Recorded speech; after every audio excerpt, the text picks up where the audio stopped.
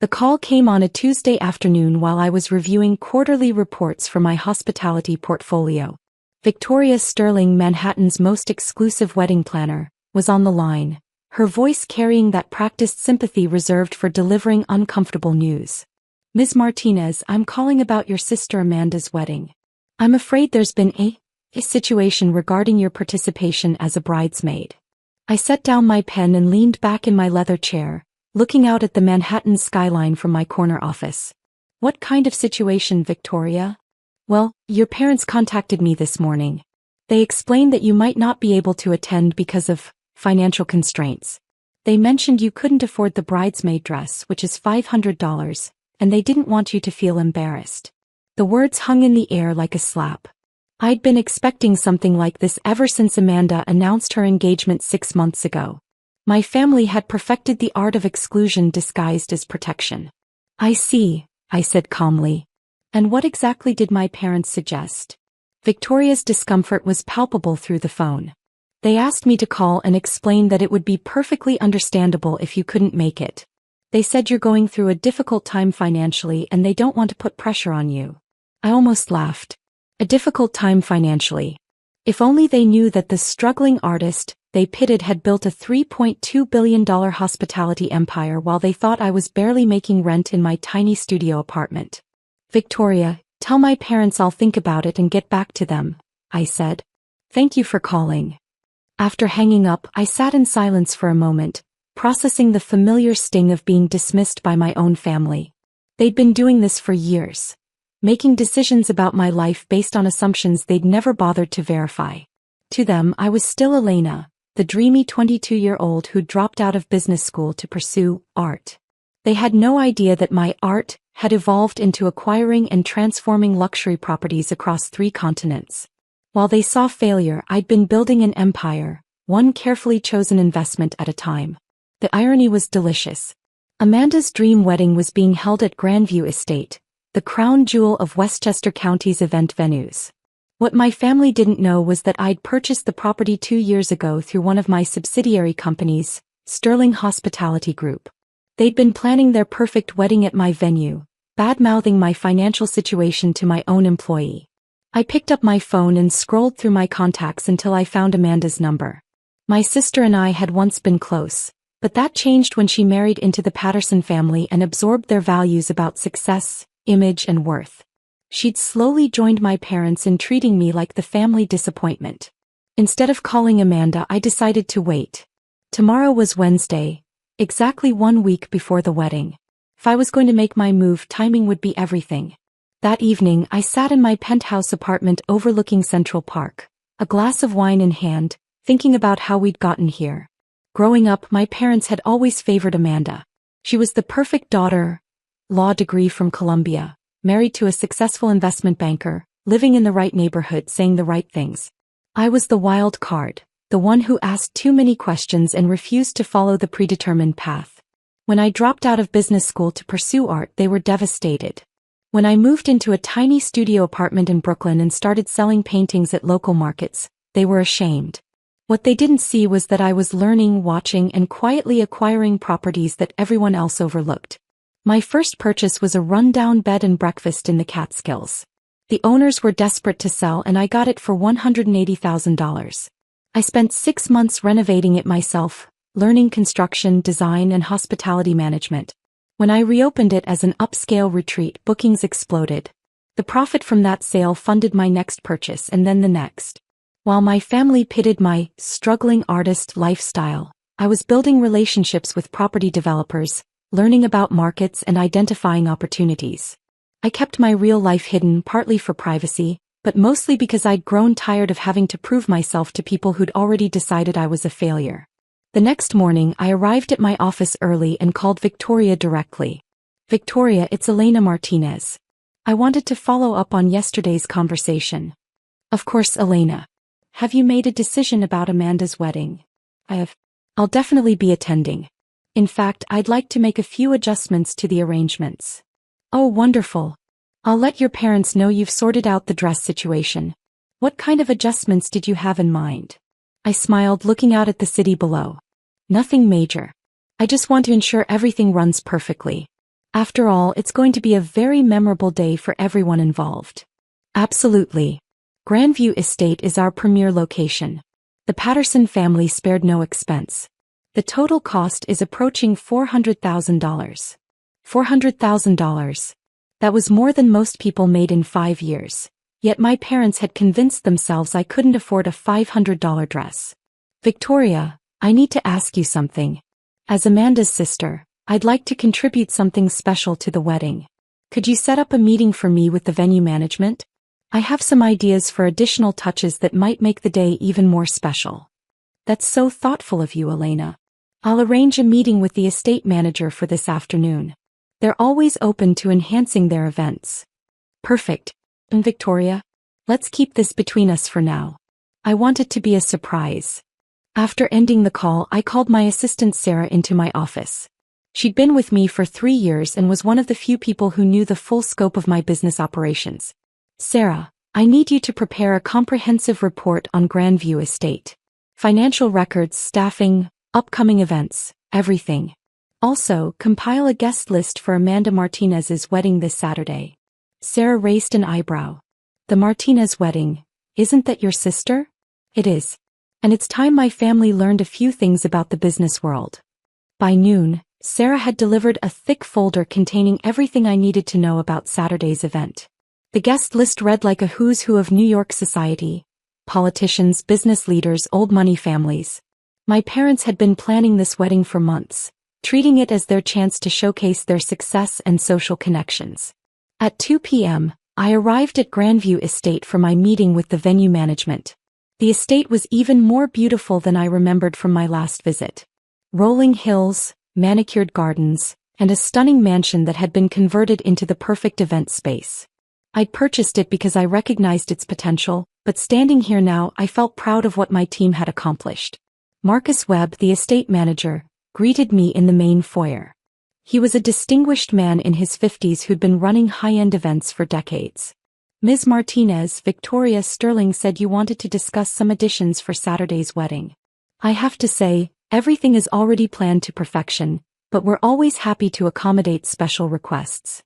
Marcus, I appreciate you meeting with me on short notice. I wanted to discuss a few things about Saturday's event, but first I think there's something you should know. I handed him my business card, the one with my full title.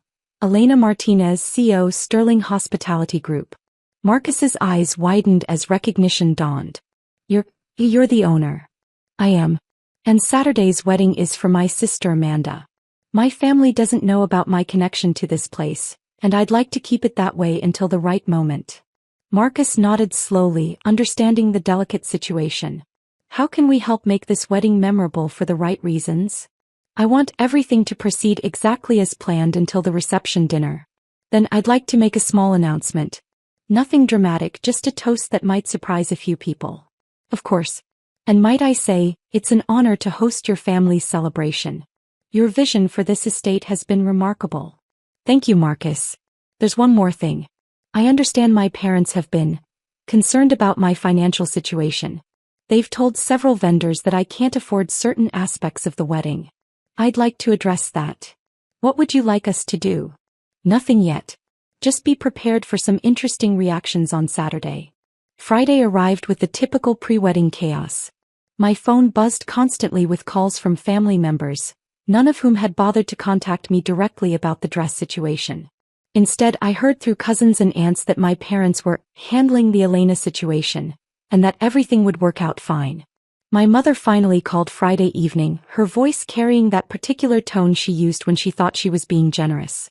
Elena, sweetheart, Amanda's wedding is tomorrow and we wanted to make sure you felt included. Victoria mentioned you were having trouble with the bridesmaid dress. Hi, Mom. Yes, Victoria called.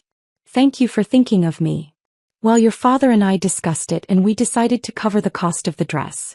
We don't want you to miss Amanda's special day because of money. The condescension in her voice was breathtaking. They were offering to pay $500 for a dress so I could attend a wedding at a venue I owned. That's very kind of you, Mom, but I've already handled the dress situation. Oh good. I'm glad you worked something out. We'll see you at the church tomorrow morning. The ceremony starts at 2 p.m., and then we'll all go to Grandview Estate for the reception. I'll be there, Mom. Wouldn't miss it. Saturday morning dawned crisp and clear. Perfect weather for a wedding. I spent the morning getting ready in my penthouse, choosing my outfit carefully. The bridesmaid dress was hanging in my closet, a beautiful silk creation that cost exactly $500. I'd had it altered perfectly and it looked stunning, but I wouldn't be wearing it.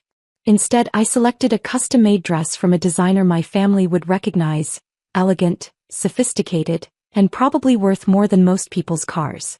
I wasn't trying to upstage the bride, but I was done hiding who I'd become. The ceremony at St. Patrick's Cathedral was beautiful. Amanda looked radiant, and despite everything, I felt genuinely happy for her. Whatever issues we had as a family, she deserved a perfect wedding day.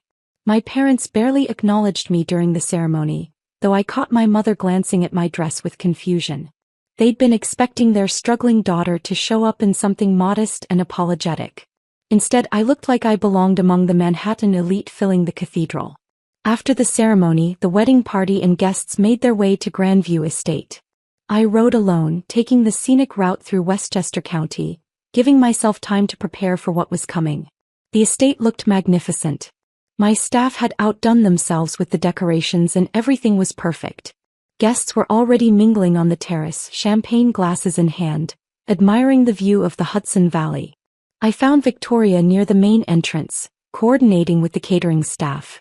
She looked up as I approached and I saw surprise flash across her face. "Elena, you look absolutely stunning. That dress is incredible." "Thank you, Victoria. Everything looks perfect. You've done an amazing job. I have to ask, where did you get that dress? It's clearly designer." And after the conversation about the bridesmaid dress, I smiled. "Victoria, there are a few things about me that might surprise people today. But let's wait until dinner for the full story." The cocktail hour proceeded beautifully. I mingled with guests, many of whom I recognized from business circles, though they didn't know my connection to the venue. My parents worked the crowd like seasoned politicians, introducing Amanda and her new husband to anyone who might be useful for their social climbing. I overheard my mother talking to Mrs. Patterson, Amanda's new mother-in-law, near the bar. "We're so proud of both our daughters," my mother was saying. "Amanda's doing so well with her law practice and Elena is, well, she's finding her way. Art is such a difficult field." Mrs. Patterson nodded sympathetically. "It must be challenging to have children on such different paths. But I'm sure Elena will figure things out eventually." "Oh, we hope so. She's very talented, just not very practical. We actually had to help her with the bridesmaid dress. She couldn't afford it." I sipped my champagne and smiled. In 30 minutes we'd be sitting down for dinner and I'd have my moment. As the sun began to set, Marcus appeared at my side. "Ms. Martinez, we're ready to transition to dinner service. Would you like us to proceed with the seating arrangements as planned?" "Yes, but I'd like to make one small change. Instead of the traditional toasts from the father of the bride and best man, I'd like to add one more speaker to the program." "Of course. When would you like to speak?" "After my father's toast, before dessert is served. That should give everyone time to settle in." Marcus nodded and disappeared to coordinate with his staff. I made my way to the dining room, a stunning space with floor-to-ceiling windows overlooking the gardens. The tables were set with crystal and silver, and candles created a warm, romantic atmosphere. I found my assigned seat at table 6. Not the family table, of course. That honor was reserved for the Pattersons and my parents' closest friends. I was placed with some family acquaintances and distant relatives, people who barely knew me but had heard the stories about the disappointing daughter. As dinner was served, conversation flowed around the table. The usual wedding topics: how beautiful the bride looked, how expensive everything must be, how lucky the families were to afford such a lavish celebration. "This venue must cost a fortune," said my cousin Rebecca, gesturing around the room. "I heard they charge $50,000 just for the space rental." Actually, it was $75,000, but I didn't correct her. "Elena, how are you doing these days?" asked Mrs. Chin, an old family friend. "Your mother mentioned you're still working on your art?" "I'm doing very well, thank you. My work keeps me busy." "That's wonderful, dear. It's so important to pursue your passions even if they're not, well, practical." Before I could respond, my father stood up at the head table, champagne glass in hand. The room gradually quieted as he prepared to give his traditional father of the bride toast. Ladies and gentlemen, thank you all for being here today to celebrate Amanda and Michael's union. As Amanda's father, I couldn't be prouder of the woman she's become. She's accomplished everything we could have hoped for: a successful career, a wonderful husband, and a bright future ahead. He paused, his eyes scanning the room. Of course, every family has its challenges. We have 2 daughters, and while we're celebrating Amanda's success today, we continue to hope and pray that our other daughter will find her way to the same kind of stability and achievement. The words hit like a physical blow. Even at Amanda's wedding, even in this moment of celebration, he couldn't resist taking a shot at me. Around the room, I saw people glancing in my direction with pity and embarrassment. My father continued, oblivious to the damage he was causing. But today is about Amanda, and we couldn't be happier. To Amanda and Michael. The room raised their glasses and toasted, but I could see the discomfort on many faces. My father had just publicly humiliated his own daughter at a family wedding. As the applause died down, Marcus appeared beside the head table and whispered something to the wedding coordinator. A moment later, she stood up. Ladies and gentlemen, we have one more toast this evening. Elena Martinez would like to say a few words. The room fell silent. I could see confusion on my parents' faces, and Amanda looked surprised but pleased. I stood up slowly, smoothing my dress, and walked to the front of the room. Thank you all for being here tonight to celebrate Amanda and Michael. Before I begin, I want to say how beautiful my sister looks and how happy I am for both of them. I paused, looking around the room at the faces staring back at me. Some curious, some sympathetic, some uncomfortable after my father's speech. My father just spoke about family challenges and finding one's way to success. I think it's interesting how we define success and how assumptions can shape our understanding of the people closest to us. My mother was frowning now, clearly wondering where this was going. For the past several years, my family has worried about my financial situation. They've been concerned that I'm struggling, that I can't afford things like a $500 bridesmaid dress. In fact, they've been so worried that they've taken it upon themselves to explain my situation to others. A murmur rippled through the room. My father's face was reddening. I appreciate their concern, I really do. Comes from a place of love. But I think there's been a misunderstanding that needs to be cleared up. I reached into my purse and pulled out a folder of documents. You see, while my family thought I was struggling to make ends meet as an artist, I was actually building something else entirely. I started with a small bed and breakfast in the Catskills, then expanded into luxury hospitality properties across the country. The room was completely silent now. Today, I'm the CEO of Sterling Hospitality Group, which owns and operates luxury hotels, resorts, and event venues throughout North America and Europe. Our annual revenue last year was $2.8 billion. Gasps echoed around the room. I saw my mother's champagne glass slip from her hand. But here's the really interesting part, I continued, my voice steady and calm. This beautiful venue where we're celebrating tonight, Grandview Estate, is actually one of my properties. I purchased it 2 years ago and spent $8 million renovating it into what you see today. The silence was deafening. My father looked like he was going to be sick. So when my parents told the wedding planner that I couldn't afford to attend my own sister's wedding because of a $500 dress, they were speaking about their daughter's financial situation at a venue that same daughter owns and operates.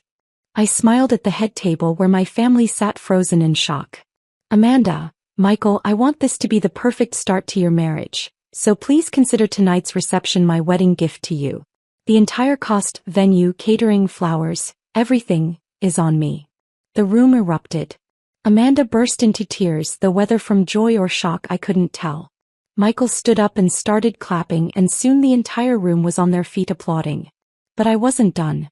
There's one more thing, I said, raising my hand for quiet. Mom, Dad, I know you've been worried about my financial stability. I want to put those concerns to rest. I pulled out another document from my folder. This is a deed to a house in Scottsdale, Arizona. 4 bedrooms, 3 baths, a pool, and a beautiful view of the mountains. It's worth about $1.2 million, and as of today it's yours. Consider it a thank you for all those years of concern about my finances. My mother was openly crying now, and my father looked like he'd been hit by a truck. I love you both despite everything. I love Amanda and I love our family. But I think it's time we started having honest conversations instead of making assumptions about each other's lives. I raised my champagne glass. To Amanda and Michael and to family, all the complicated, messy, wonderful parts of it. The room exploded again with applause and cheers. As I walked back to my table, people stood to congratulate me, shake my hand and express their amazement. The energy in the room had completely transformed. Amanda appeared at my side, tears streaming down her face. Elena, I had no idea. I'm so sorry about everything. The way we treated you, the things we said. Amanda, this is your wedding day. Be happy. We'll have plenty of time to talk later. She hugged me tightly. I love you, sis. And thank you. This is incredible. Michael joined us, his face full of admiration and gratitude. Elena, I don't know what to say. This is the most generous thing anyone has ever done for us. Just be good to my sister, I said, smiling. That's all the thanks I need. The rest of the evening passed in a blur of congratulations, conversations and celebration. My parents eventually approached me, both looking shell-shocked and ashamed. Elena, my father began, his voice shaky. I don't know what to say. The things I said tonight, the way we've treated you.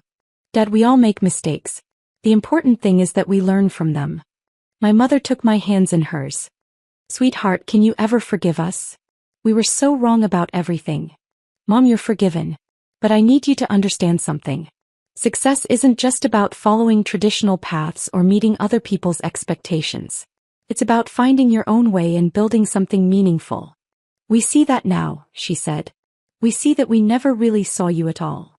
As the evening wound down and guests began to leave, I found myself standing on the terrace overlooking the gardens I'd spent months designing. The wedding had been perfect. Amanda was happy and my family finally knew the truth. Marcus appeared beside me with a final glass of champagne. Ms. Martinez, if I may say so, that was one of the most memorable toasts I've ever witnessed at this venue. Thank you, Marcus. I think it was time for some honesty. The staff has been talking. They're all incredibly proud to work for someone who handled that situation with such grace and generosity. I smiled, looking out at the peaceful gardens. You know what the funny thing is? I never intended to reveal everything tonight. I was planning to maybe mention my ownership of the venue quietly, just to make a point. But when my father gave that speech, sometimes the universe gives us the perfect moment to set the record straight. Exactly. My phone buzzed with a text from Amanda. Thank you for the most amazing wedding gift ever. But more than that, thank you for showing me what real strength looks like. I love you, big sister. I smiled and typed back, I love you too. See you at Sunday dinner. Her response came immediately, wouldn't miss it. And Elena? Next time you buy a venue, maybe give us a heads up. I laughed, feeling lighter than I had in years. Sometimes the best revelations are the ones that bring families together instead of tearing them apart. As I walked to my car, I thought about the journey that had brought me here. Building a business empire had been challenging, but navigating family relationships had been far more complex.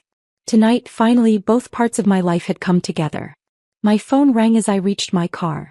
It was Victoria. Elena, I had to call. That was the most incredible evening I've ever planned. But I have to ask, did you really build a billion-dollar company while your family thought you were a struggling artist? It's complicated, Victoria. But yes, that's essentially what happened. How does someone hide that level of success? I smiled, starting my car and heading toward the city lights in the distance. Very carefully and with a lot of patience. But mostly you just wait for the right moment to tell the truth. As I drove home to my penthouse, I reflected on what had changed and what hadn't. I was still the same person who'd dropped out of business school to pursue a different path. I was still the daughter who disappointed her parents' expectations. But now, finally, my family knew the whole story.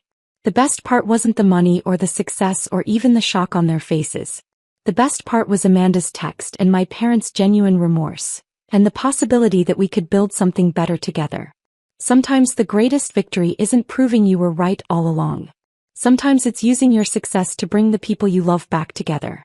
Monday morning, I arrived at my office to find a dozen roses from Amanda and a handwritten note from my parents asking if we could have lunch to talk about starting over. My assistant Sarah was grinning when she handed me the messages. I take it the wedding went well? She asked. It did. Better than I expected, actually. And your family? I smiled, thinking about the long road ahead of rebuilding relationships and creating new understanding. They're learning. We all are. As I settled into my desk to start another day of running my empire, I felt something I hadn't experienced in years. The possibility that success and family didn't have to be mutually exclusive after all. The best part about building something from nothing isn't the money or the recognition. It's having the resources to lift up the people you love, even when they don't deserve it. Especially when they don't deserve it. That's what family really means.